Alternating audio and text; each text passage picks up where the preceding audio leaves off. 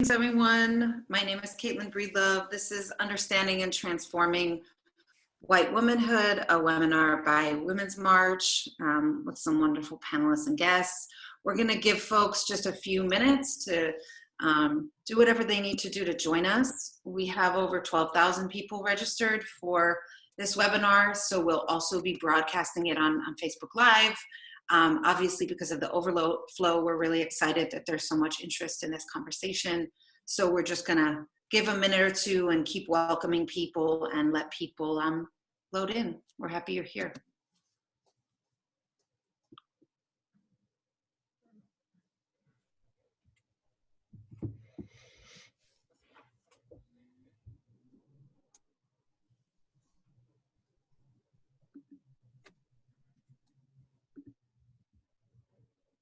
Hi, everybody. Welcome. There's a whole bunch of people loading onto this call at once. For those who had heard already, we have over 12,000 people registered, so you can imagine what the chat looks like from my perspective. Kind of like my first 5:30 a.m. morning with my toddler, like boom, boom, boom, boom, boom, boom. So my name is Caitlin Breedlove. I'm the Chief Strategy Officer here at Women's March. And I also work as a Vice President of Movement Leadership at Auburn Seminary. Really happy and excited to have so many people with us from so many different places. I can't even count right now. Definitely seeing some international comrades, Germany, Zimbabwe, Kalamazoo, Michigan. And we have about 4,000 people already loading in currently to this call, but since we're at 12,000 registered, we're just gonna give folks a minute to get themselves grounded and here. One of the first prompts that we were going to do, actually people are already doing, which is sharing a little bit about who you are and where you're coming from in the chat. So it looks like people are already starting to do that. So we're just gonna take another 2 minutes and let people come into this conversation. Want to let you know, and we'll let you know this a couple times, that this conversation is being recorded and live streamed to Women's March Facebook. So you can go ahead and share it on your Facebook to invite more people into the conversation if you want, since obviously the Zoom is already going and way very full. So that's one way that you can actually engage more people in real time in the conversation.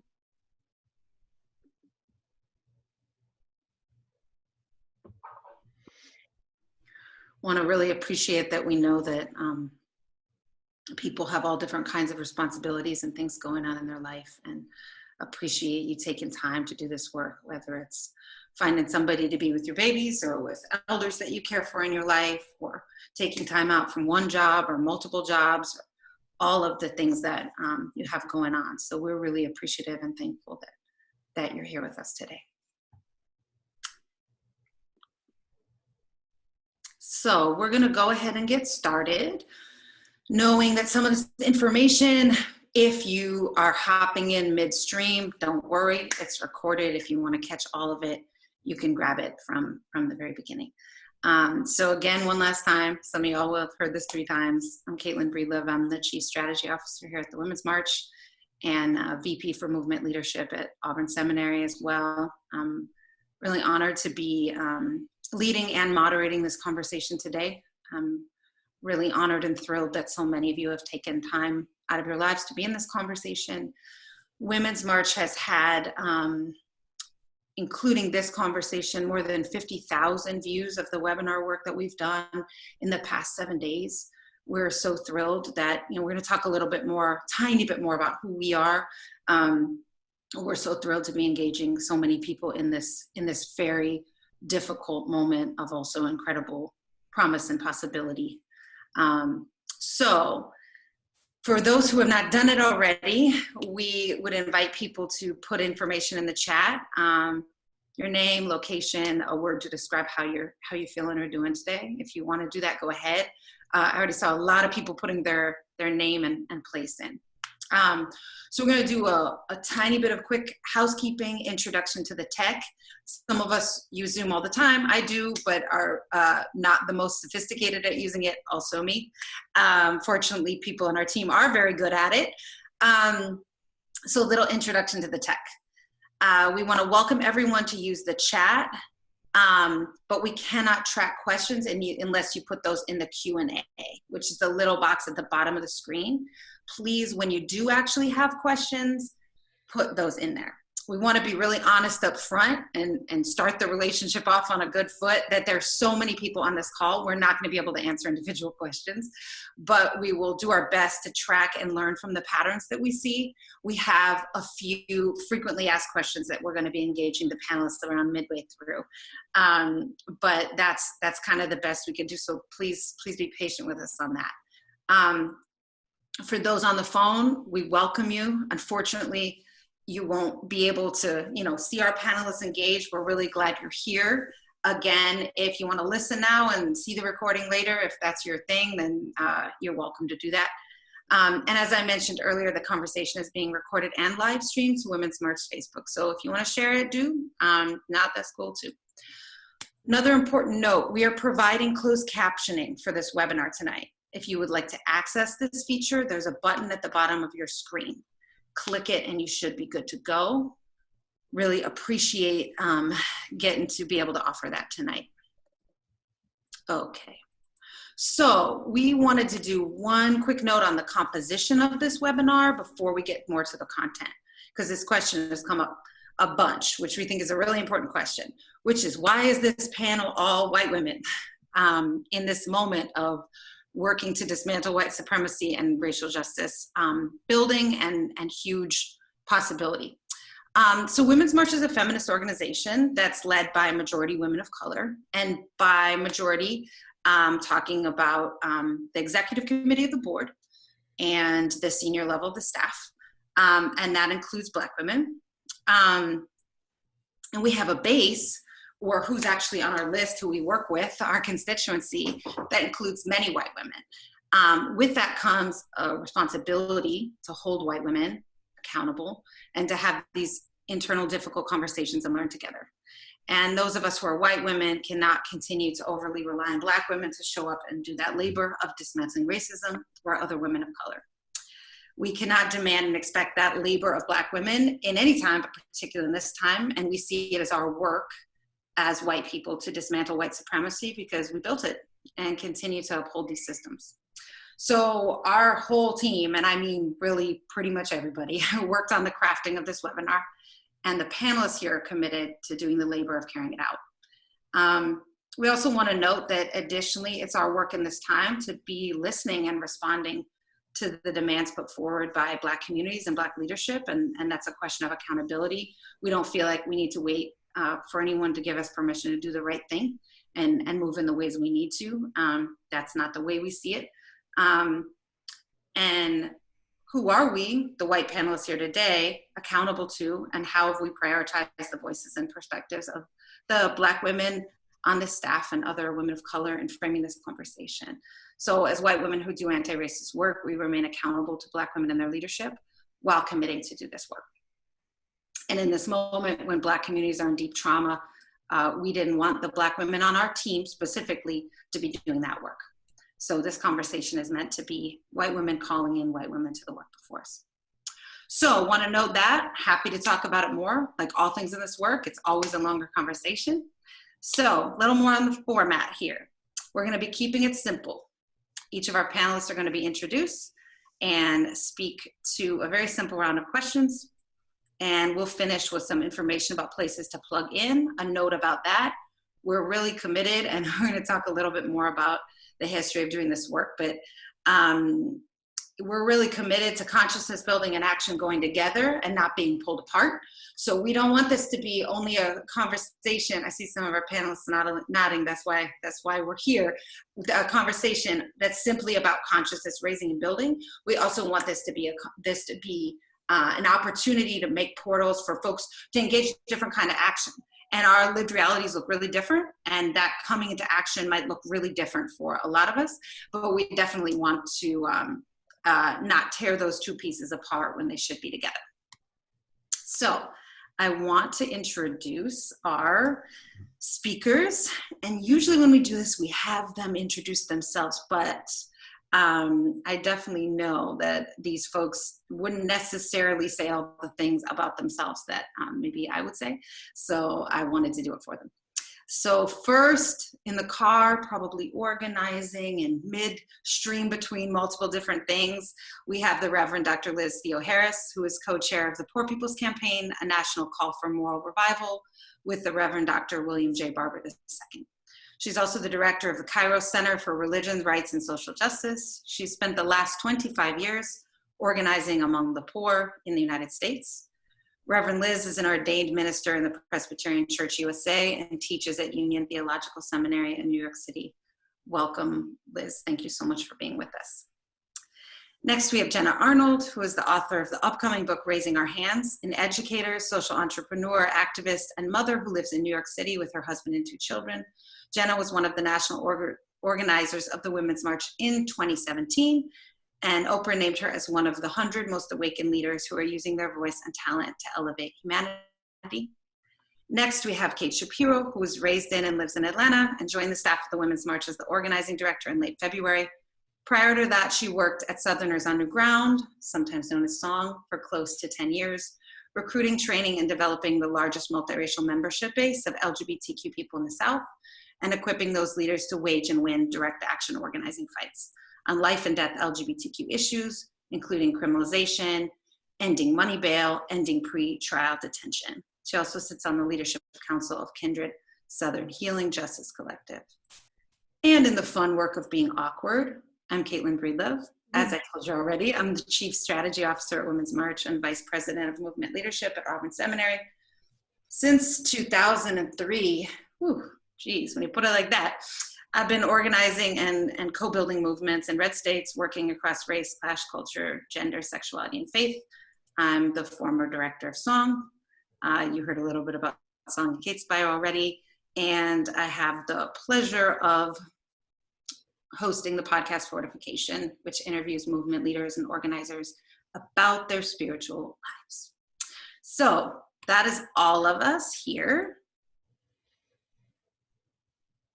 So we want to take a minute, and we're going to do this a couple times. And for those of you who are on your computer, from time to time, we're going to ask a question in the chat and just give you a chance to kind of engage with us and other participants to be able to see what's funneling through the chat. So why are you on this call today is the question that we have. So as we're talking, feel free to build that in. Okay, so as you're sharing that, we felt like it was really important before we went right into the questions in the panels, even though it means a lot of one person talking for a minute, to do some framing and talk about what our political assumptions are right now. One of the reasons we think that's really important is that sometimes maybe some of you have been part of these conversations where it gets a little fuzzy, right? It gets a little fuzzy what the assumption is, it gets a little fuzzy what the vocabulary is, or maybe this is the first time you've ever been in a conversation like this and you're like, what are they talking about? So this conversation is intended to be as 101 as possible. We're gonna ask our panelists to define their vocabulary as they use it, and we wanna name our assumptions on the front end, again, to just be transparent about them. So if you are new to anti-racist work, we encourage you to keep learning more. This framing represents Women's March views, but our panelists today for sure each have their own take on the discussion that is uniquely theirs, and we want you to hear from them partially because they bring different perspectives. So why is Women's March holding this call? We represent a group of people who came together for the single biggest demonstration in the history of the US. Marchers came from all walks of life, but we know the majority of marchers were and are white women. We know that the majority of marchers were brand new to activism at the time of that march, and many do not identify as activists now. We think this force of everyday women activists, as we call them, can harness our power together to lend hands and hearts to the struggle against white supremacy. And if this is the first time you're hearing the term white supremacy, we're going to talk a little bit more about that here. Our panelists are going to help us unpack that a little bit. So we want to have a conversation that's not meant to be easy, for the good of being on the right side of history in this time and for our future. On that note, we know we're in a monumental time of possibility. Advances some of us did not think possible a month ago are happening every day, alongside much fear, rage, and grief. We invite you to put other recent wins for racial justice in the chat right now. Maybe there's something happening locally that you want to share with the group. We know that there's uprisings happening in every state in the country in defense of Black lives, demanding an end to police brutality, and we continue to live under a global pandemic with a government that has put greed before human life, especially the lives of people of color and the poor. So we come into this conversation knowing the truth of history, that white women, in all the ways people identify as women, have been not only complicit in white supremacy, but actors in it.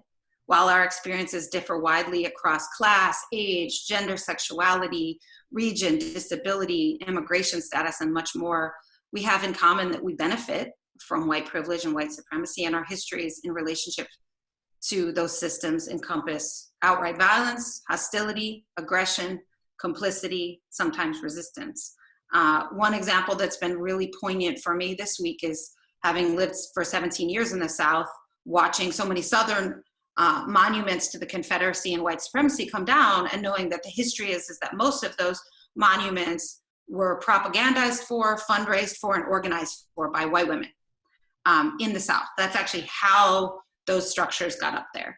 And I think it's a really important conversation to have. We also know this is a moment of reckoning with police brutality and the murder of Black people in the US, and it would not have come on a white timeline. We sit in the humility this moment is not of our making, but we can be of deep use and support in ensuring and supporting the brightest and best wins possible for everyone's humanity and in the affirmation of Black life.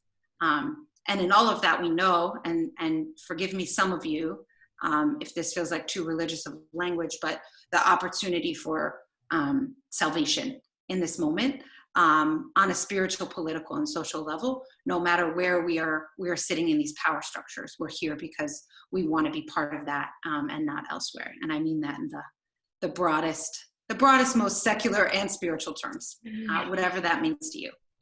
And we know also that we're not a monolith. For those of you who are new to this conversation, this might be a kind of new information, but for a long time, progressive movements have invested primarily when they have in white women who are wealthy, who are middle class, who are able-bodied, who are heterosexual, even though there are really significant lineages of white poor and working class women and white LGBTQ women in very particular ways that have made contributions to anti-racist struggles.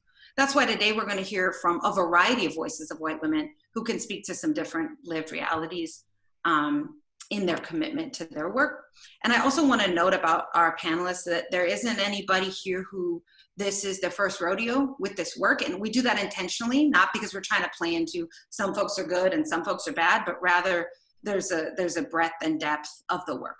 The other thing that we believe about this moment is that there's windows that are open and are opening now. And we want to be really careful to not frame this as an opportunity. Got some really helpful feedback from Black leadership at Women's March saying, that's a really painful word to hear as a Black person, because that this quote opportunity is coming in a ring of blood, raw terror and death. And so we say that there is possibility in this moment to help hold ourselves accountable to walk through the doors that we need to move through. However, and at the same time, there are hundreds and thousands of white women awakening and interested in demands around transforming systems of policing in ways that we identify different ways. We're not actually assuming everyone on this call is white or has the same experiences. Were even a month ago.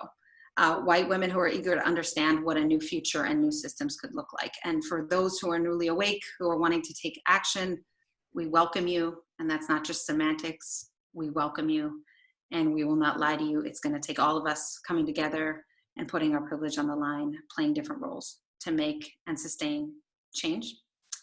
And we, they, you, all the different identities we hold will have to give up practices and values that we may have some of us may have previously held close, that do not serve us in the world that we're trying to birth. And for many of us, this may be uncomfortable, even painful. It's so necessary. And the rewards and opportunities so great. We all have a stake and so much to gain in the rooting out of white supremacy. And finally, race is a key fault line in the country and also inside of feminist movements. And so, like we talked about a little bit on the top, some of you were still joining us as an organization led by majority women of color with a base that's majority white. We don't want to, and we refuse to get off the hot seat of encouraging white women to take responsibility for the weaponization of white womanhood. We are willing to rise to transform it. We refuse to shy away from the reality that many who have marched with us could easily have done what Amy Cooper did over a petty grievance threatening the very life of an African-American bird watcher in Central Park in New York, for those who didn't know that.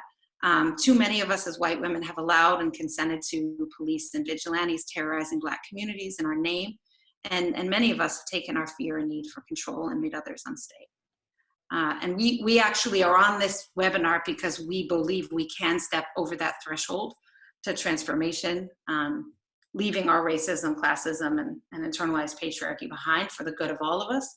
And if those terms are a lot to unpack, I think one of the easiest ways for us to think about it is, what are the real possibilities of transforming just how we are with other people, and how we're willing to allow the world to be around us. So we're here. I certainly think, I guess 15 years or more into doing this, not entering this moment like I have any big answers, but definitely want to be in community and in conversation with this. Let's move to the panel.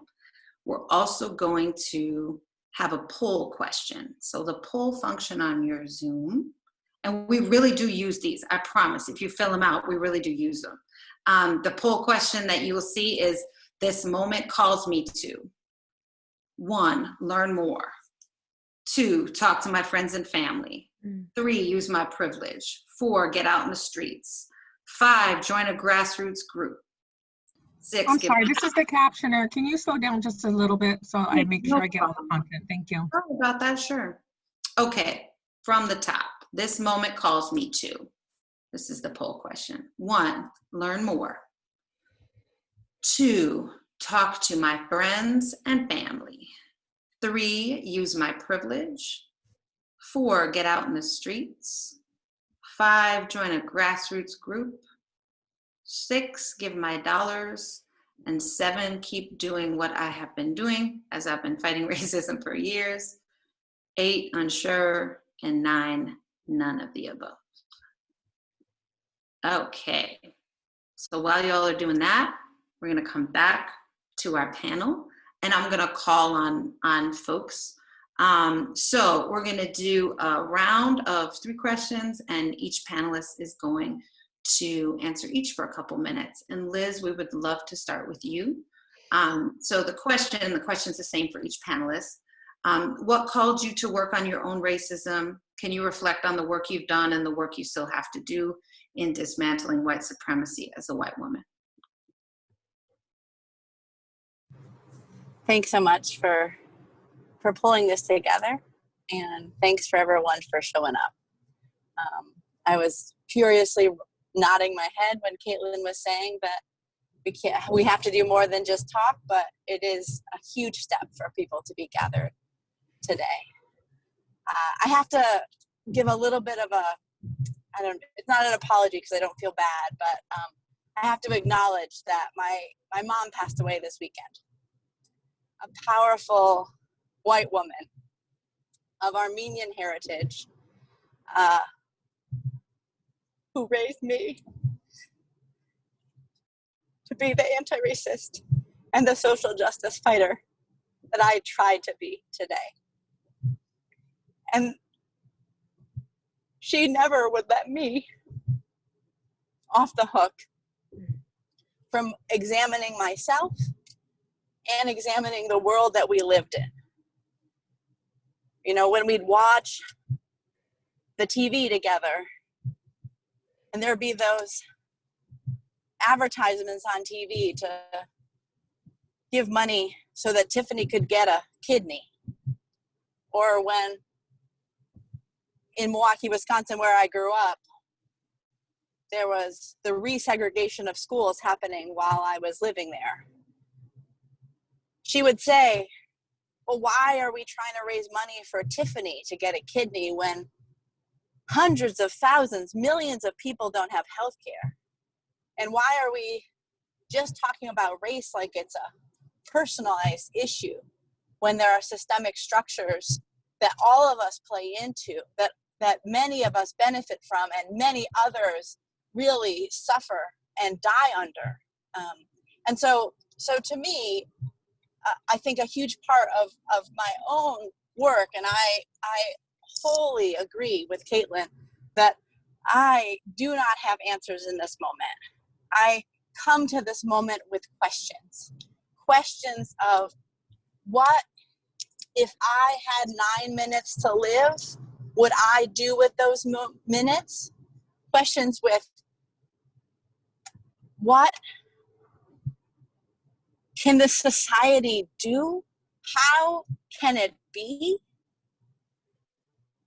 What does it mean that we have someone in the White House who violently asks and calls forth violence? And what does it mean that although only 80,000 people's votes were in favor because of the way the Electoral College is organized, meant that he came into office when 100 million people sat out? But what does it mean as a white woman that so many white women who voted for this guy? And so there's a lot more to be said, a lot more to be done. And what I know is that in terms of my own work, living in abandoned houses with homeless families, marching when people off of health care, trying to pull together multiracial communities to actually take the problem of racism seriously, knowing that we can't solve other problems if we don't acknowledge this original sin of the genocide of indigenous families and of the 400 years of slavery, that we have to start there, cover our eyes from that. And we can't say, well, that's what those folks did, but I am better. When I look at justice movements throughout history, people always say, well, I would have been on the right side of history. Mm-hmm. Well, what I know is that Ida B. Wells would show up with 8 people. Why should I assume I would have been one of those 8 when hundreds and hundreds of people showed up to watch the lynchings? And so I think that in this moment, we are called to ask really big questions, but then to take whatever steps it is to get involved. And as we go, we learn and we succeed and we fail and we go again. Thank you, Liz. Jenna, can we go to you? Yes. Hi, everybody. So I came into this space, and what called me to work on my own racial biases is because I was and still am in a very close relationship with a lot of activists of color who about a decade ago gently flicked me and said, I think you don't know what you don't know. And they started whispering concepts and ideas into my ears around some of the assumptions that I had. And I quickly assumed what I see happening so quickly right now on social media feeds and in conversations with each other. I assumed what I call the argumentative crouch of, wait, let me see if I can construct some perspectives and some point of view that they probably haven't heard about how I'm behaving or sort of my role and my position in the comings and goings of the world. And so I started asking questions of myself, but I never actually took the time to do what so many thousands of you are doing right now. And as Caitlin said, so grateful that you're here because you're taking this first step into this process. And maybe some of you have been doing this work for 20 years. I often say I'm a first grader on this subject, and at some point, I might graduate to second grade in this lifetime. But after or during the Women's March in 2017, when I stood on stage and I looked out at a sea of a tremendous amount of pink hats, primarily being worn by white women. And then I took the data related to the exit polls, which, side note, like, I'll never trust a poll again in my life, but the exit polls for argument's sake, and even if they were off by 10%, 44% or 64% of white women voting for Trump is still an unacceptable number in my opinion. And then I tried to marry some of that information with the phenomenal and well-intended white women who raised me, who many of them ultimately pulled the lever for somebody who disagrees or who I am in complete contradiction on every value set I can think of. And so there was some part of what was happening in the country in the past 3 years, and then my very comfortable upbringing that simply wasn't adding up. And so what I found is where I had initially been when I started this work in the first decade, about a decade ago, and where I ended up, where I am right now, to Liz's point, is that instead of trying to answer extraordinarily difficult questions, and as Caitlin said earlier, I'm not quite sure what the next right thing is, but being here in conversation and letting this language flow back and forth to each other is part of that next step. But what I found is that I'm no longer in a position where I'm trying to answer questions about my own racial biases, gender biases, anti-Semitic biases, bias against blonde-haired women with glasses, but I'm starting to refine my questions a little bit more. Questions like, why did Amy Cooper behave the way that she did? What kind of performing and pretending was she doing? How did she break rules that she was raised into, that she had to save her own self-worth at the expense of potentially killing somebody else? And I have found myself in this process approaching this new level of humility and grace in accepting what it is that I don't know about myself and the systems in order to approach them with a new level of sturdiness. And that's why I'm entering this conversation. That's why I wrote the book that I wrote, because my very specific life experience in the socioeconomic status, in all of the other variables that pieced my life together, really required me to pick up a magnifying glass to some of my behaviors and some of my assumptions. Thank you, Jenna. Kate? Hi, everybody. Also, shout out to the admin team who is booting out all of these trolls. Bye. So they're handling it. We're here to have this conversation and get this work. We appreciate y'all. Get them out of here. They're scared. That's why they're here. So bye-bye. Really glad to be on this webinar with you all, and thrilled to be able to have the opportunity to get this work. But when I was reflecting on the question about sort of what called me to work on my own racism, I really was thinking about how it was a spiritual thing, to be honest, and it remains so to this day. In many ways, I feel like I wanted to get my humanity back, and being able to do this work against racism has allowed me to do so. There was a small group of women that I fell in love with in college, some of the first Black women that I ever loved and built deep friendship with. We were all young and queer and getting politicized, and it changed my life. I learned about my own racism inside the context of those relationships, and vowed to splash around on my own because I did not want to further harm or jeopardize those relationships. And those Black women extended me the grace to grow. We have all been the beneficiaries of Black women's brilliance and grace, whether we know it or not. May we not take it for granted, but move to match it. I took this job at the Women's March a couple of months ago because of the immense potential and possibility, and to bring my skills to bear in the service of feminist organizing in this time, And this is a very different type of work than I have been doing in terms of scale. My commitment to this role and moment is rooted in my deep belief in redemption, collective transformation, and building power. I deeply believe we need more of us and more from us, and that there's so much symbolic and literal possibility here. And I just want to sort of ground us a little bit too in some sort of foundational language and analysis, if that's helpful for folks that are maybe entering this conversation fresh. And I want to sort of share a definition of racism that I learned as a 21-year-old baby gay at the People's Institute for Survival and Beyond, who talked about how racism was race prejudice plus power. And that one way to understand how racism, as well as homophobia or misogyny, xenophobia, is maintained and enforced in this society is in three major ways: institutionally, interpersonally, and internalized.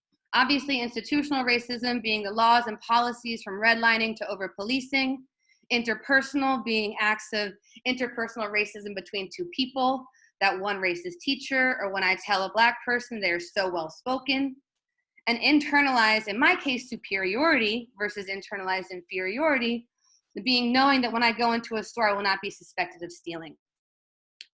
The way racism works is that it means that those of us who are white receive advantages, and they are at Black people's expense. We usually talk about one or the other of those different manifestations, but we rarely talk about all three. But I really feel like and I know that we need to engage on all three levels to be able to excavate and untangle the tentacles of white supremacy in every facet of our life. My stake in ending white supremacy is that I don't want to participate, enable, or benefit from systems of domination and violence. Domination ain't good. The times I have been harmed, dominated, and violated have shaped my politics deeply. I don't want to participate in that interpersonally, and I certainly don't want to be complicit in propping up institutions that are invested in crushing and killing and harming Black communities, working class communities, or immigrant communities. That doesn't mean that I work on every issue or that any of us should be expected to work on every issue, but that I know and dream that we can create, and we have at our disposal, a whole ecosystem of groups, formations, and teams that can do the work of transforming these different systems, from healthcare to housing to prisons and police. Many of the women in the Women's March base I have been talking to this week about defunding the police have literally said, my entire world and worldview has shifted in the last 10 days. How powerful and how scary that is. And that these women, 200 women's marchers, have signed up to write letters to the editor to defund the police on our organizing call last Sunday. And there are others out there. Look at the thousands of us on this call. Having doing multiracial queer organizing in the South for close to a decade, a region of this country that's been sort of left for dead decades ago, taught me many things, including the fact that our people are everywhere, and we must always look for the people who are looking for us. We are out there. It's just that often those trolls, as we're seeing in the chat, are sometimes louder. The haters are louder than those that are actually yearning for a new way. I want to say one more thing about privilege, and then I'm going to wrap this up. Because I'm 13 years in this work, and I'm just beginning. But I want to sort of speak specifically about my racial and class privilege. And that is the fact that privilege often means that we are buffered from the consequences of our actions, and that we can come in and out of space and work on our terms because we are buffered from the life and death immediacy of some of these crises. I don't have to worry about rent or being shot by the cops. So I can join groups or movements when I'm moved and motivated, and then fade away when I go on to the next thing. But others of our beloveds and sisters and brothers don't have that luxury because it is life or death for them. So part of my spiritual commitment to movement is about staying in and being parts of organizations and teams, as I believe that being parts of organizations and teams are where we find accountability, support, belonging, and get pushed to grow versus being individual activists. And the last thing that I want to say on this question about what drives me is that I believe that there is a sacred, it's a sacred thing, especially for those of us that are white, trying to get this work, to keep our word, to push past our discomfort and our fear and lean into possibility and do what we say we're going to do, because when so much is broken between us, keeping our word is a sacred thing. Thank you so much, Kate, and appreciate everybody engaging, given the context of trolls. They're real. Yeah, I want to move to the next question. We're kind of doing this a little bit hybrid style, so I'm not going to say a bunch. I kind of am listening to everyone and seeing if there's anything that I think I can contribute. The only perspective I would bring, which maybe is a helpful one, and to be one that honestly in almost 20 years of doing progressive organizing, which is actually not as long as some of the people on this call, let me name. I know there's some of y'all elders that are on there lurking, I'm sure, that have been doing this a lot longer. It was a really long time before I met other white women who were willing to be out and have a conversation about having people in their blood or adopted family who were incarcerated, who were from immigrant families, who grew up and became more class ascendant, and were talking and reading and thinking we knew better than some of our grandparents, who didn't read or write very well or much. Had the privilege of living in Durham, North Carolina, with my grandmother for some time, and watching her watch me grow in this work, as someone who was an immigrant, who struggled with her English, who didn't read or write well, who also passed last week, thinking of you, Liz, in a COVID compromised facility. And I think about that because I think part of our journey and our work is to actually then look at the ways that I knew so much in my spirit growing up that I just wasn't affected the way that people I love were affected by these systems. I wasn't being arrested, and I sure behaved very poorly as a teenager. But even though I was gay, even though I was very badly behaved as a young white kid, I just wasn't impacted in the same way. So I think that there's just some really important depth in how we come to the journey. It was actually in considering, how to continue in progressive work when I realized how many white people I knew that were working on systems of policing and prisons and jails and had never had anyone in their life they had to go in and see. Not as charity, not as feeling sorry for somebody, as a member of their family who's incarcerated, the indignity of that, the cruelty of that, the murderous death of that. And so it brought me to a place where I continue to think about how to use my voice even when I felt like I didn't really know the smart academic stuff, that like the master's degree, PhD stuff that people were saying. I didn't really understand that all the time, but I knew that, I got to go to college and I got to do this work, and that I wanted to actually be engaged in the truth and possibility of that. So I really appreciate the depth and breadth of the panelists' places that we come to this work.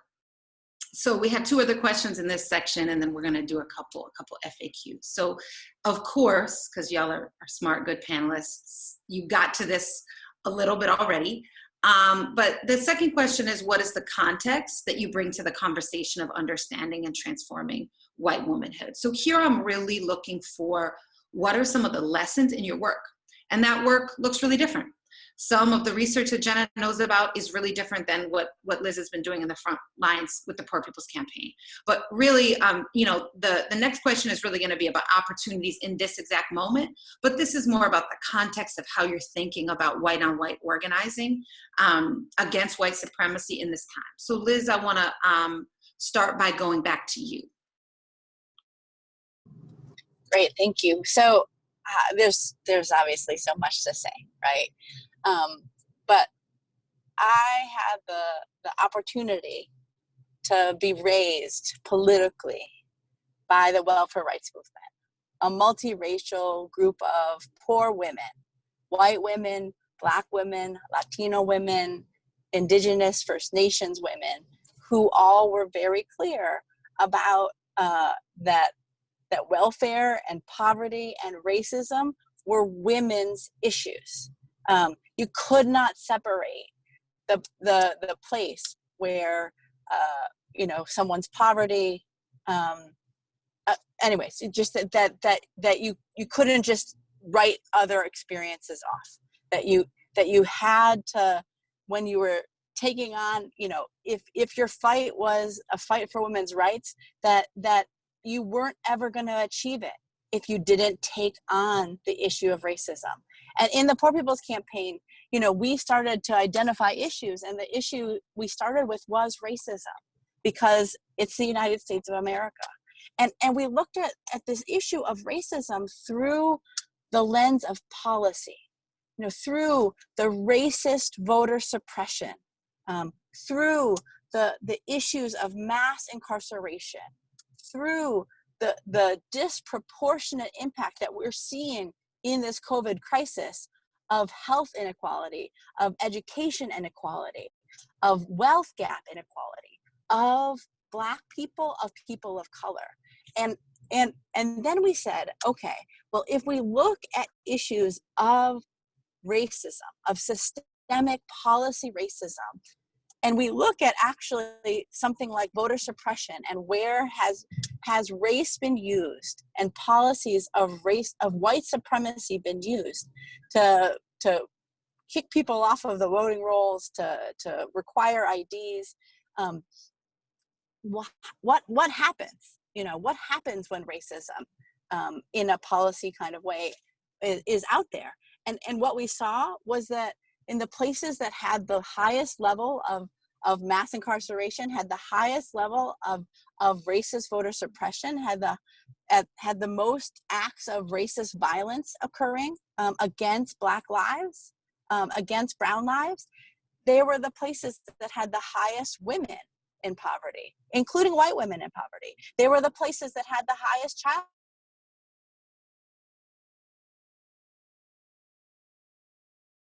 Right? They were the places with the least protections for LGBTQ family members. They were the places where they had the worst environmental protections.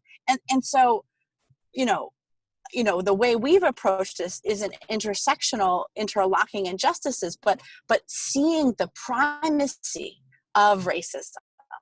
And I think this is what we're seeing right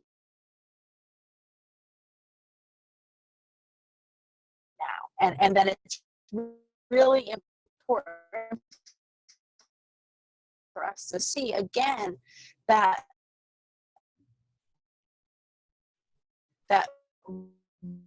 racist policy You're going in and out a little bit, Liz. results in calling essential workers or low-wage workers essential, majority women and majority Black women and women. Okay, I'm sorry. Maybe I should be quiet for now. And Maybe if you go off screen and then we'll come back to you. Let's go to Jenna and come back to you because it might be you're on a pray to that. So, so you selected the term transforming white womanhood, and it's a unique word to select in this exact moment, because I'm not sure what the transformation ultimately has to be, but I have a little bit of clarity about what white women need to see that's different than what I think they've seen or been willing to sink their teeth into a little bit differently. And I was talking about this reconciling of numbers, like this basic arithmetic about what the polls were saying, who was showing up to march. And then what I was eager to do was try to figure out exactly what the quote unquote power and influence is of this specific demographic. And so I spent some time with some statisticians to understand from a political perspective, like the sheer voting power of the American white woman. And she is the largest voting bloc in the country, followed by at 42%, followed by white men at 37%, and then the rest of the demographic voting blocs combined still don't even equal white women's power in the voting booth. And currently, it suggests that white women are going to continue to have that political power through 2060. That based on geography, white women will still control 56 Senate seats in 2060 from now. And so I kept finding so much discussion about what it was that she was doing the days after the presidential, after midterm, a little bit around Kavanaugh, without without any discussion with this specific demographic about this obscene currency. And then if I think about the role and the power that white women have in the economy, we control 85% of the economy, from the toothpaste to the cars that we drive, to the universities our kids attend, likely to the religions that we hold sacred in our homes. And then we're also very responsible for sculpting and molding the next generation. So I often use the analogy that white women are holding the keys to the Aston Martin or a very fancy car. I'm not, well, fancy car versed. And they're questioning whether or not they can even drive. And so one of the ways that I'm coming into this context of how to transform, or how white women see what kind of influence and currency they have, is by telling them point blank, you have one of the most powerful positions globally, not just nationally, but globally. And we're often, because we're so fearful of performing incorrectly or saying something wrong or hurting somebody's feelings, that we quickly back ourselves into a corner and just sit there quietly, even though so many gun-loving owners are still shrieking at what's happening on the south side of Chicago and what's happening in our classrooms. So this idea of like, we have extraordinary power in currency, and I don't just mean by the dollar bill, right? Like our relationships, our ability, our currency with voting, the people we stand next to at our double, the double vanities when we're brushing our teeth at night. And so we have this tremendous power and proximity, but because of some of the institutional American narrative about how white women, I found in my research, are requested to behave and perform, ticking off a series of boxes throughout life: good grades, popular enough that you can pick the table you want to sit at in the cafeteria, off to undergrad, you're asked about whether or not you found a partner before you're asked about what it is that you want to study or how you want to change the world.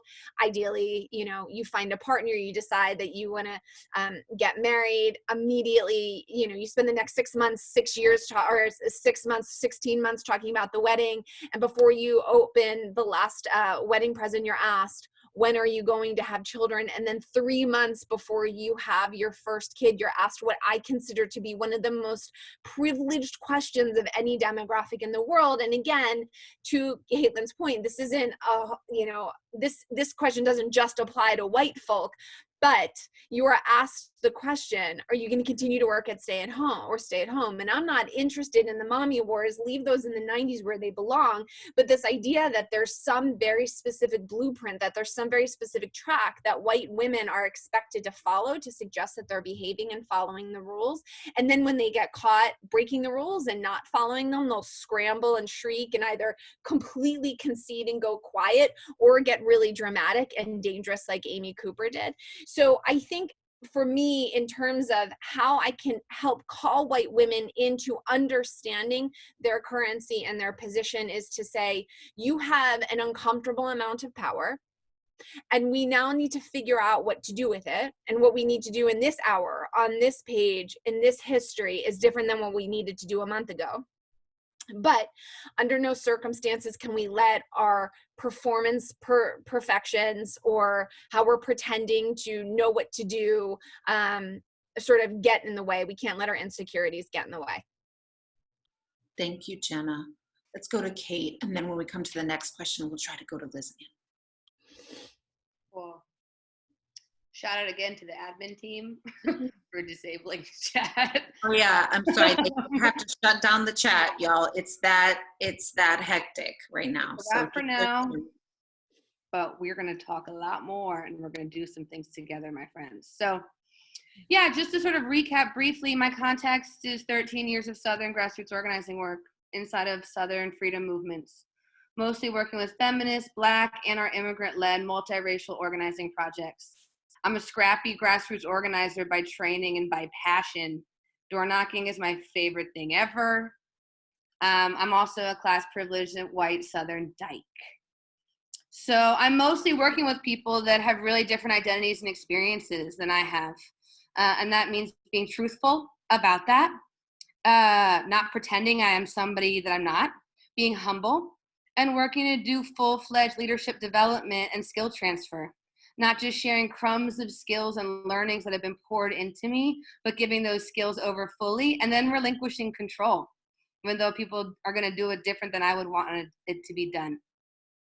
I want to say one other thing, because I saw some questions in the chat around sort of organizing versus advocacy, because I did see some questions in the chat about the reality that white women control so many and are in leadership of so many sort of advocacy or quote unquote grass tops organizations. And I think that to me really is, part of our context, right? But that we understand organizing as people coming together collectively to create solutions that solve problems around power and policy versus advocacy, right? That's so often what we see white women often positioned to do, which is often speaking on behalf of other communities.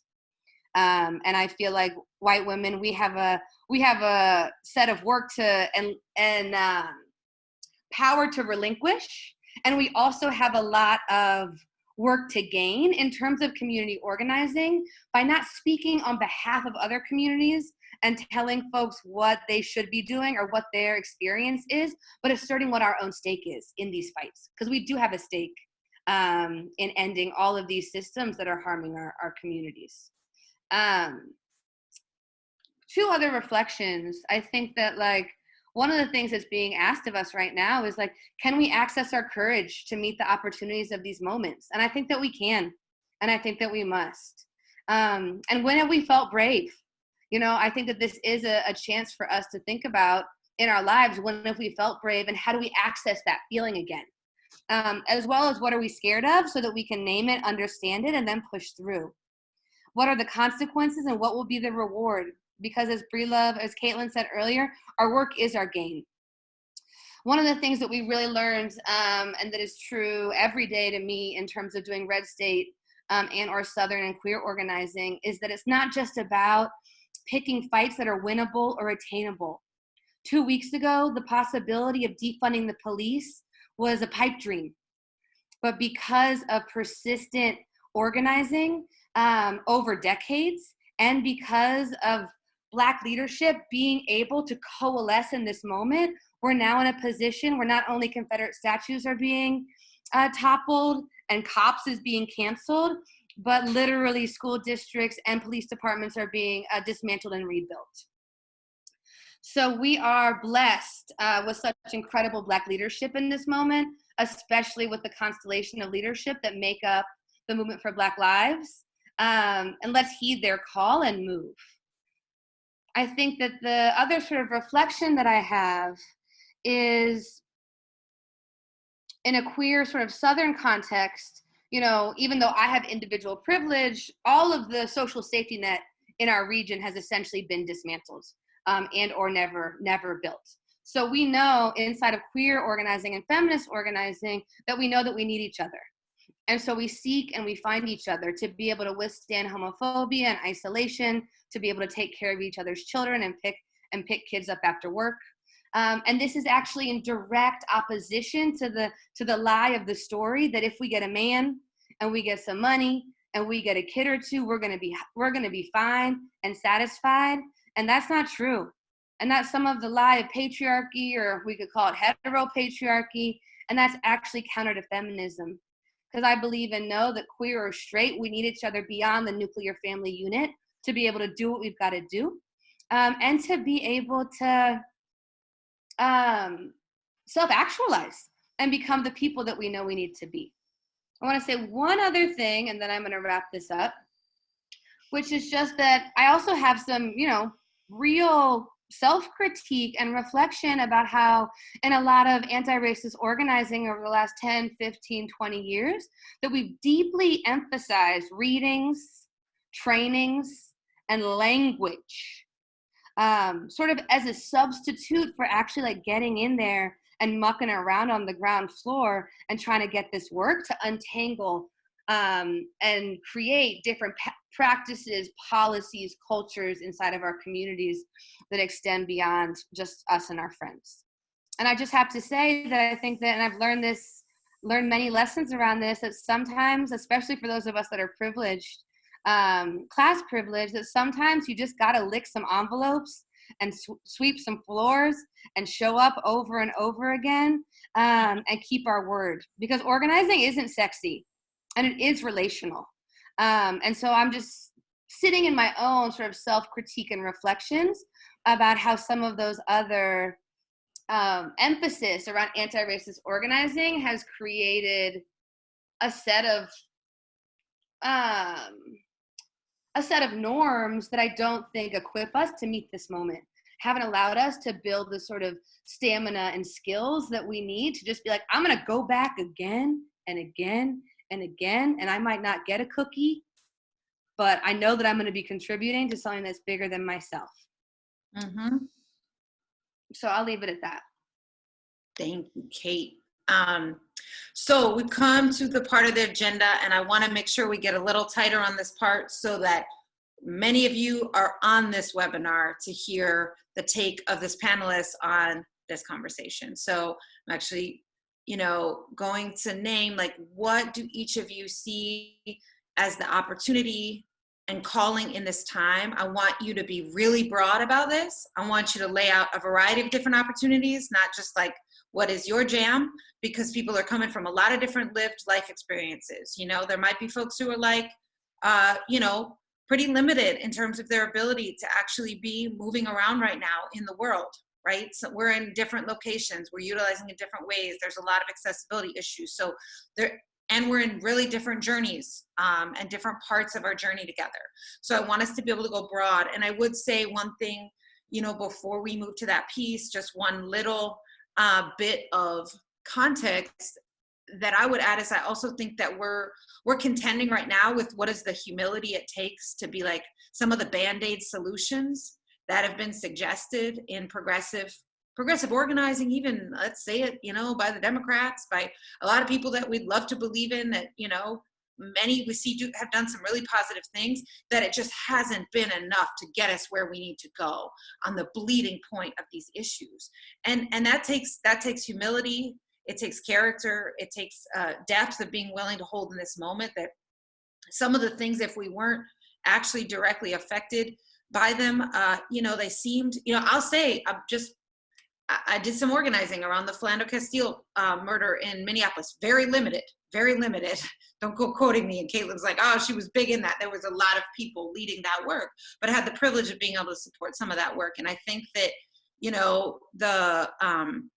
the one of the questions that feels really important right now is like, in that place, there was a lot of organizing and there was a lot that didn't change. And a lot of people thought that's a nice blue, quote unquote, Midwest state.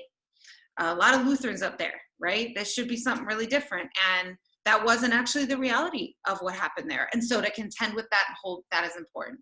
I'm going to pause because I kind of screwed this up already.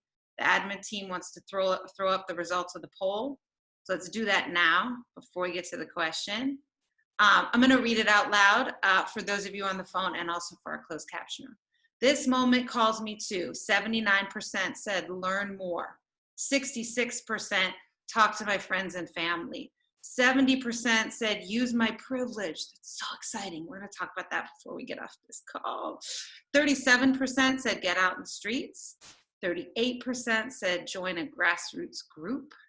55% said give my dollars. 21% said keep doing what I've been doing as I've been fighting racism for years. 6% said unsure. Keep in mind, there's a lot of ways. I saw a great meme. I would attribute it, but I don't know who. But it was basically like there's a lot of lanes in a movement, but keep your foot on the gas. That's really exciting. And we do want to talk a little bit more before this call ends about kind of mapping your own personal sphere of influence, where your privilege could actually be utilized, and some ways to think about that and opportunities. So we'll get to that. So concretely, folks are thinking at home, what can I do in this time? What do y'all got for them? Let's go, Liz, then Jenna, then me. Great. So the poll is really helpful because you can do all of those things. For sure, this is a moment to learn more. And to learn more means to read about history, to read the blogs and posts of folks that are out organizing. It means to to go back, if you identify as a white woman, to go back and read Anne Braden, to read Zilphia Horton, to read different white women throughout history who have been leaders in an anti-racist movement. So for sure learn more about the broad intersection of these issues. Don't think it's enough to just say this, defund the police, but then go study the budget. See what would it look like to then move that money to education, to move that money to living wages, to move that money to healthcare, right? And have us all actually, be able to see that this kind of injustice doesn't, just hurts us all. Then we have to act. And actions take many, many forms and many levels. If you can be out on the streets and you can social distance at the same time, be on the streets. If it's the first time you've ever been to a protest, go to a protest. If it's the 20,000th time you've been to a protest, go to a protest.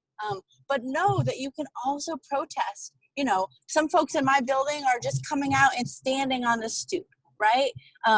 Still saying, they cannot, some folks are just posting every day on their social media to all of their organizational friends, to all of their family, signs and stats. Some folks are signing every petition that is coming towards them that they can stand behind, and then signing it again, and then sending it out to everybody, right? So protest takes many forms. It's not just being on the streets, but if you feel like this is the moment to go to the streets, then go. Do it, knowing that that's, that's something you can do and that you're going to be safe. And that, but, if you think it's not going to be, radical enough, go. If you think it's going to be too radical, then go. But do the same in your home or in your job or wherever you are. And then make sure that you don't do a couple of things this week and next month and then think you've done it. Make sure that you live into, one of my favorite quotes from Mrs. Rosa Parks. I had a lifetime of being rebellious. It wasn't one stand she took. It wasn't one issue she took it on. She came back and came back and came back. And all of us can do that. Now, we all don't have the same roles to play. We all don't have the same issues we're going to do it around. But we can decide right now that we are going to, start off or continue our lifetime of being rebellious.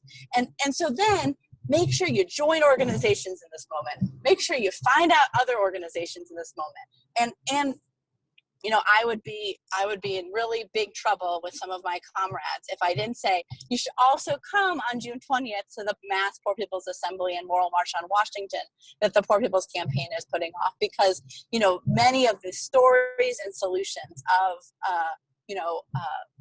Black Lives Matter leaders, of immigrant rights leaders, of poor white women leaders, of poor kids, will be shown there. And I would love for you to be involved with us, but also get involved with everything else that's going on, because this is a moment for holy uprising. Fantastic. Thank you so much, Liz. Let's go to you, Jenna. Sure.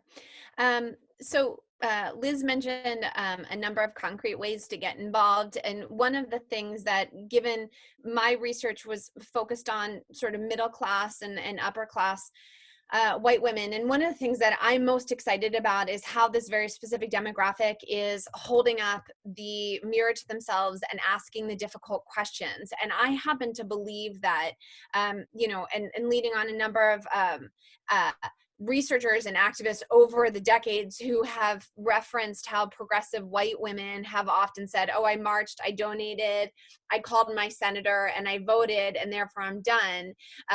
I found that reflected a lot in my research, where in some of the more conservative communities, women who are identifying as conservative or voted Republican were very willing and quick to raise their hand and say, hey, I have questions about race. Is it Black or African American? Whereas in the progressive communities, there was a lot of sort of performing wokeness, so to speak, in ways that I found to be extraordinarily dangerous. And when we're in a time where I'm not interested in debating whether or not people have biases, I'm interested in trying to find ways to compartmentalize and catch and control biases that we all universally have. And I believe that the biggest obstacle for white women right now is how we are asking them to break rules. And that's particularly that particularly applies to their relationships with the men in their lives. It's in relationship with the systems in their lives that have kept their life very comfortable and convenient. I've seen a lot of, particularly around Kavanaugh. I was in the field around the Kavanaugh hearings, and it was very much like, oh, well, what about our sons? And so there's this constant cognitive acrobatics that were happening around, oh, I'm just better at putting the kids to sleep, buying the Christmas presents. I'm better at showing up for the march. I'm better at unpacking white privilege for, my extended family. And so this idea of like, how is it that we are calling ourselves in and holding the humility to not be perfect and recognize that we might have been doing this wrong for 67 years, for 38 years, whatever it might be. I forgot how old I was. But this idea that we have to find more grace in conceding and recognizing that the way that the narrative around our country was structured gave us a very clear set of rules and beliefs that we have been protecting, in some cases unknowingly, and some cases we're pretending to have not known that we were protecting them. And so I think the biggest obstacle for us is how we're going to stop making excuses for the people around us. How we're going to stop making excuses for ourselves. How we're going to stop saying, oh, wait a second, I don't know. Am I supposed to donate to that organization? Or am I supposed to, post this with this hashtag? Or is this hashtag not allowed anymore? Blah, I don't know what to do. And so this idea that we have to take a big step back out of this assumption that there's going to be one book, one podcast, one Zoom call, one conversation, one organization, one defunding solution, one whatever it might be, there won't be. As Bree Love so generously invited us in, there are going to be so many paths to this salvation. And, again, at the top of this conversation, when Caitlin mentioned there's a lot of debate around what happens when you have a panel full of white folk who are talking specifically to white folk. Well, it was Malcolm X who said early in his career, everyone follow me. It was later in his career that he said, wow, I realized how important it is for white people to have affinity groups and do the work amongst themselves. And so we're allowed to hold the sacred end, I like to call it. We're allowed to have a lot of different theories and pathways for how we're going to move ourselves forward. And it is on you all to recognize that there is not a turnkey solution for some of this, or else it would have been done, right? I would have bought the book. I would have donated the money. I would have I'd be working out that thing that I was supposed to be doing for the past 10 years. So there's not going to be a single pathway in the direction that we have to head. And so we're going to have to break this rule that there's an exact right or wrong or good or a bad, and be done with the binary labeling constructs and say, I'm here to figure out what it is that I don't know. And if I do something wrong today, I'm going to recognize how I can pivot for tomorrow. So I think our biggest obstacle is ourselves. So helpful, Jenna. Kate? Hey, how about we defeat Trump and defund the police? That's what I'm talking about. I actually wanted to find a different quote in Charlene Carruthers' book, but I found this one. That something Jenna was saying was reminding me of. But it says, on page 138, it says, for white folks who want to be a part of transforming the world, follow the lead of today's movement for Black lives. No single leader is coming to save us. Only collective action can bring about the transformation our world needs. So that's just what I actually turned to, and it also feels apt for this moment. But yeah, I mean, I just echo also a lot of what you were saying, Dr. Reverend Liz, in terms of the platter, the array of options. But I guess the thing that I want to add is I want us to welcome our transformation. I want us to welcome our discomfort. And I want us to embody our transformation and like not allow that to stagnate us or make us retract or get small. The callus on our hearts that Caitlin and I often talk about in terms of racism is often forms a callus on our hearts as white people, that's been removed or ground down. And that's a blessing right now. And so these cracks in our understanding and in our spirits and in our hearts being broken and being rebuilt, that's the blessing. And there's motivation there, and there's power there, and there's possibility there. So don't look for that Band-Aid. Come into this work with us. And so that's joining us and joining a group, or reactivating a group that you've been a part of, that you want to make a commitment to, say perhaps through the end of the year, and look beyond your current circles. And then the last thing that I want to say is, I think consider the institutional the institutional connections you might have and leverage them. As we know that we've got to confront white supremacy institutionally to change the rules, we can't just change ourselves. And I even on this call, like got the news notification that freaking NASCAR is now prohibiting Confederate flags. Like, we can do this, y'all. We can do this. And as Caitlin was saying, the window is open. So let's not overanalyze for 3 weeks. Let's move. Let's move with the leadership that's invited us back into movement over and over again, the Black leadership that's invited us back in, and let's move with the culture change and policy change, the tsunami of culture change and policy change that's cresting right now, right? There's a million ways that we can do this, and we are excited also inside of Women's March to, provide some avenues for folks to do that if they so choose to do that, which I'm sure Caitlin will talk about later. Excellent. So we have about 10 minutes on this call.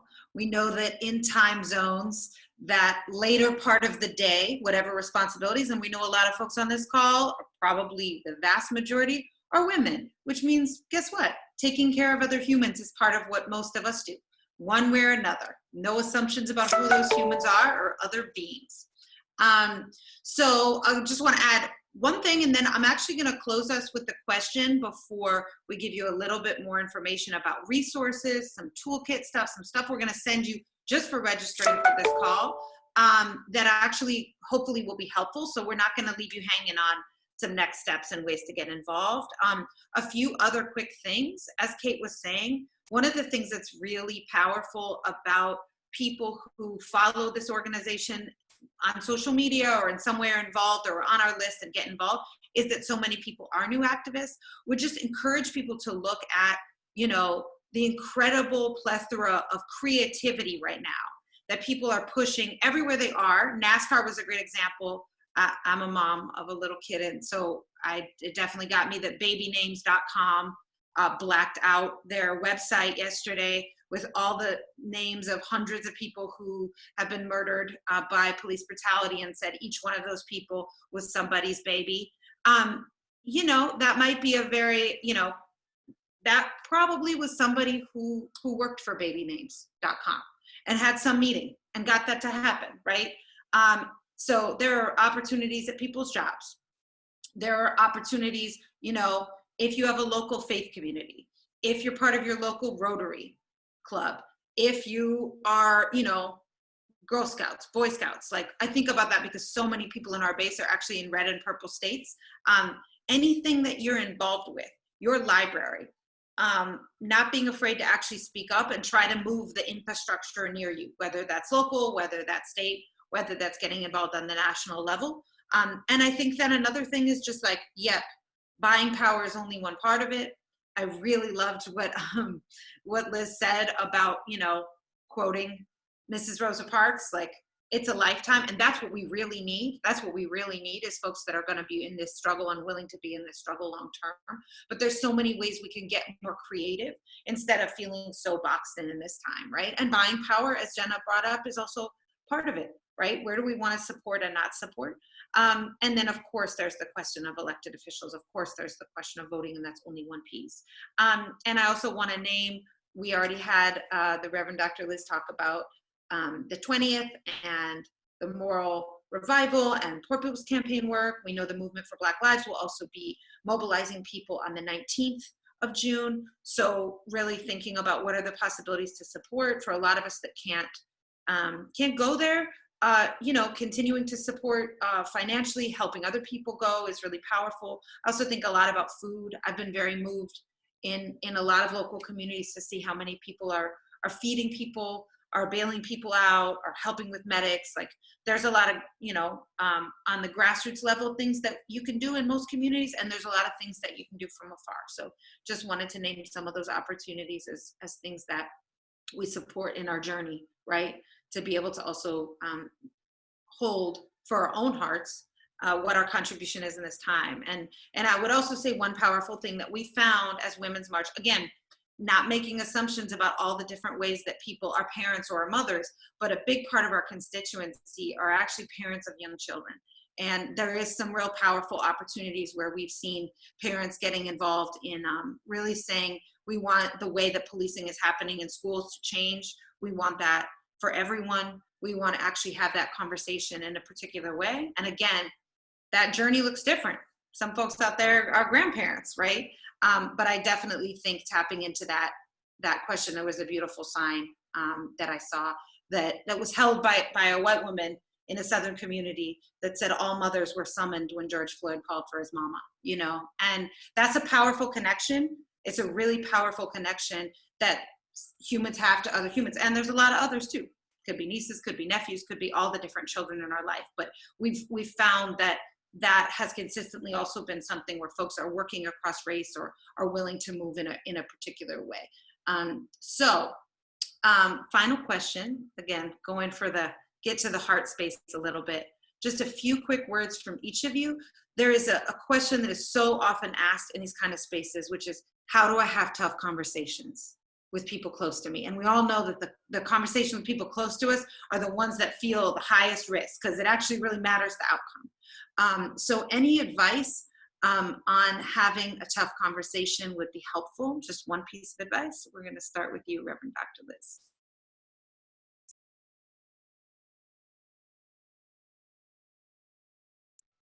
Oops, you're still on mute. I think she might be frozen. Oh, okay. Let's go Jenna and then Kate. And if Liz comes back, we'll go back to her. Sure. So this is hands down the most frantic question that I get from white women who are like, okay, I'm game, I'll march, I'll donate, I'll do all that stuff, but how do I go have that conversation with Uncle Bob? And as Caitlin said, it is really, really difficult work. And it's difficult because we have, in some cases, decades of relationships, and we also care. We care about calling him in ways that don't feel confrontational and don't sort of stir the pot in ways that we've been raised to protect. And what I would say is that in moments where something is said that doesn't feel right or isn't right, there's a couple of different ways to go about it. One, there is a level of urgency when there is something dangerous being said or a dangerous action being taken. And in those moments, you got to go, right? You got to jump in and be like, I'm raising my hand. This isn't feeling right. This isn't feeling right. And you don't necessarily have to come into the conversation with like, because of, and like back into the systematic definitional, what's going to happen, how races are allocated, and like link it all the way back to white supremacy. You can just say something's not feeling right to me about this. Or if there's something else that's being said, like a joke or a comment, sometimes I give myself a few minutes. Sometimes I give myself like a pause because my heart will start racing. I'll be like, oh no, I can't pretend that wasn't said. And sometimes I'll revisit it in 15 minutes or a couple of hours later, or even the day after when I've really put my thoughts together. And, or if I'm not quite sure exactly what language I want to use, I'll run to the bathroom and sort of Google like how do I respond to this kind of comment? And I'll approach the conversation with the Uncle Bob's, which I'm telling you is like arguably one of the most difficult front lines that white women have right now, is all of those people who you didn't want to have conversations with going into 2016. To Kate's point, we have to go have those conversations going into 2020. And sometimes I'll say things like, hey, I'm really wrestling with something. I'm hoping you can help me figure it out, right? Being very vulnerable and being a little bit like, I'm not quite sure I'm going to be able to say this correctly. And forgive me if I stumble over my words here, but something you said yesterday, and say what it is, just isn't sitting right with me. Can you help me think through that? Instead of doing what is so knee-jerk for us to be like, you said this is wrong, this means da da da da da. And so by opening the space of saying, hey, can you help me figure this out? It's a call in. And then once everyone's heart rate has like decreased into the, oh my gosh, you're right, that might not have been right, that's when you can fire hose with fact. So I think what we have to do is we have to approach our relatives and our loved ones with questions, not statements. With your vulnerability and your insecurity around it, put it right in the center between the two of you, and then move forward. So helpful. And I'm just going to actually introduce the poll before we hear from Kate and Liz, because I know some folks will have to jump off because this is the time they have. So the chat is not functioning because of trolls, as you all know, but the poll is, moving forward, do you want to continue with us on the specific work of white women working against white supremacy? So that's a Women's March question. That's an organizing question. Yes, no, maybe. If you say maybe, we might try to come talk to you. So go ahead and fill that out. We're going to go to Kate and then Liz, and then we're going to close out. And again, just mention a little bit about the follow-up email. Our team told us that some of you have been asking about readings that were mentioned by some of our panelists. Don't fear. We'll make sure that we get all the lists of that before we send the follow-up out. Kate? Sorry, can't unmute. I did it. Yes, the maybes, we're also going to follow up with you.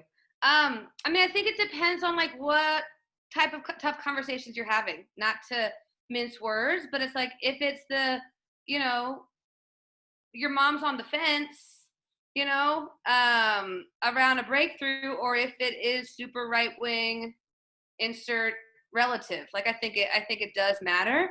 My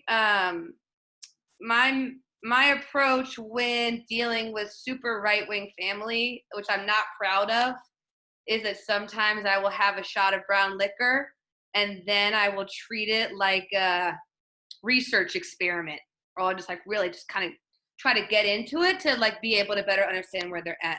But I mean, I think a couple of things in a more serious note. I think often with these tough conversations, also since like at least a lot of white people, like sometimes with more sort of privilege or advantage, will just get like super intellectual. It's like, you know, use this as an opportunity to practice articulating what you're for. Think about the kind of world that you want to live in and use these conversations to practice articulating it.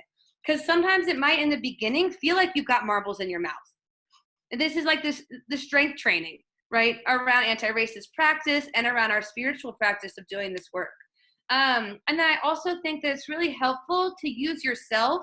If people are sort of like on the fence or interested, but still have some blocks, like use yourself as an example and what you've learned or how you've shifted. And then I also think like inviting people into doing something with you to get out of the back and forth or the spin cycle of like over analysis and arguments. So those are just a couple for now. So helpful. Liz, let's go back to you, and then we're going to close out. So I'm not sure I heard the question because I got dropped. Will you say it again, Caitlin? Thank you. Any small words of advice on having tough conversations, particularly with people close to you, because that's a question we're asked so much in these kind of conversations. So I was guessing that was the question from the answers. I was playing Jeopardy. So I love this question. And I want us to broaden what tough conversations are. So I said at the very beginning that, you know, I was raised by a social justice warrior, and indeed I was. I was raised in a family that didn't have what we needed to survive, and had many family members that were also white who believed in the lies of racism. And so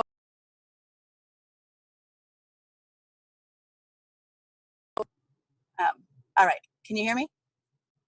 I lost you. Mm-hmm. Okay. Did you hear me at all, or was I just muted the whole time?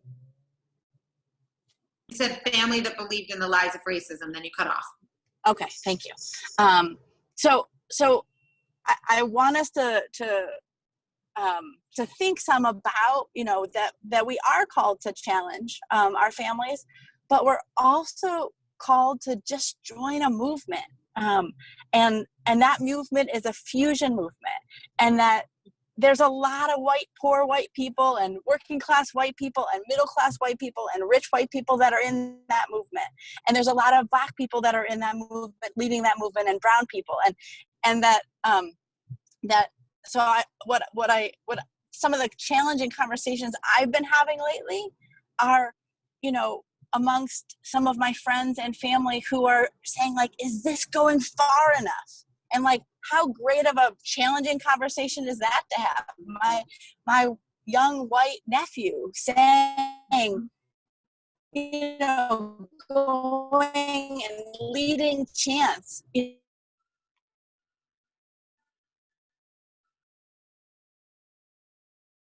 their communities, saying, like, but did we ask for enough? And are we making the connections?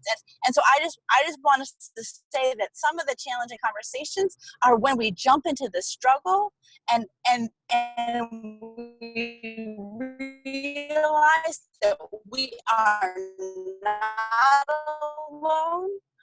We might have a lot of relatives that say some stuff we really don't agree with, but we might have some other asking, how are we going to be able to move it? And when you look at history, it's only when those who are most impacted by injustice lead a movement that then involves people from all walks of life that we actually get social transformation. So I think we should have the conversations, we should talk the talk, but then we gotta walk the walk, which means that even if you're the only person in your family, taking this side, you are not alone, and we need you, and we love you, and please keep on coming back. Even if your neighbors and your friends and your family don't join you, you will make new ones, and you'll still keep those old ones. Beautiful, beautiful note to end on. I definitely know we're over time, and people are starting to leave because they have to go on to the next part of their day. I want to say thank you so much to each of our speakers. For being with us. I want to say a really heartfelt thank you to everyone who joined us today. And, we see this as like crossroads, and we want to keep being in relationship, in understanding and transforming white womanhood, not perfection, but principles, decisions, actions, So as Women's March, everyone who attended tonight is gonna receive our toolkit with readings, tools, and resources, as well as an invitation to continue to get involved. We're answering the call around question of how we're doing women-to-women organizing around defeating Trumpism in our time and the electoral work. We're having a feminist summer school, and we're doing work around defunding the police. And if this is the first conversation you've been in about what are alternatives, we're big believers that the power of generativeness, of nurturing, that there are alternative systems that are waiting to be born, and we need to change and rebuild. So thinking about the different ways that, just as Liz said, I'm definitely hearing that as well. There's a lot of younger people in my life that are like, no, not far enough, Caitlin, come on, let's go. So on all ends of it, right, that we're actually able to meet this moment again with humility and purpose and action and consciousness. So have a wonderful afternoon. I want to thank you all each for being with us again.